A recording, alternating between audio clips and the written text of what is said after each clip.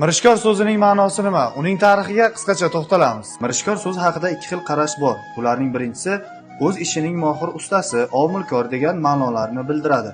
Ikkinchisi o'zbek millati tarkibiga kirgan Mirishkor nomli qadimiy qabila ham mavjud bo'lgan. Qabila nomi ov hokimi, ov amiri degan ma'nolarni anglatadi. Etnologik tarixshunos Karmishvaning fikricha, Mirishkor birikmasi soddalashtirilgan shaklda Mirishkor atamasi tarzda yuzaga kelgan. So'zning ma'nosi esa ov qilish bilan shug'ullanuvchi ov begi degan ma'noni bildiradi. Tuman hududi dastlab Usmon Yusupov va Bahoriston tumanlaridan iborat bo'lgan. 2003-yilga kelib Mirishkor nomi bilan qayta tashkil etilgan.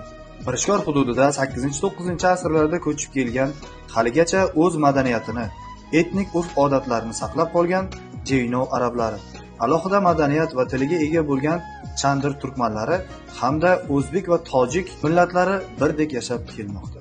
Tumanda Pomoq, Chorgumbaz, Yakka gumbaz masjidlari hamda 14-asrga oid Ayvon va Chandir masjidi, 14-asrga oid Isoq ota maqbarasi va ziyoratgohi ham mavjud.